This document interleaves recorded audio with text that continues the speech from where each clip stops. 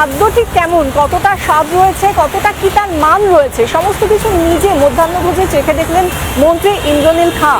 তিনি সেখানে সাধারণ মানুষের নিজে আগে চেখে দেখলেন, কারণ যেখানে রাজ্যের তরফ থেকে বলা হয়েছে যে সপ্তাহে 2 দিন মাছ দেওয়া হবে মাত্র 5 টাকায়, এবং সেখানে যেভাবে সুষম আহার দেওয়ার কথা বলা হয়েছে সেই সমস্ত সুষম আহারের বন্দোবস্ত তো সরকারি তরফে করা হয়েছে, কিন্তু তার বাস্তব রূপটা ঠিক কেমন, বাস্তবিক প্রয়োগটা কেমন, কেমন খাবার দাবার হচ্ছে, তার স্বাদ কীরকম, তার মান কীরকম, নিজে চেখে দেখলেন ইন্দ্রনীল খাঁ।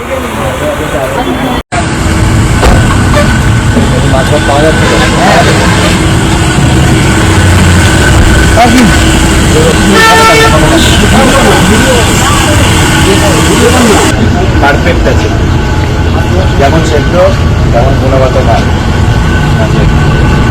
বাইরে যায় চালটা দেয়, সেই চালটাই খাবে।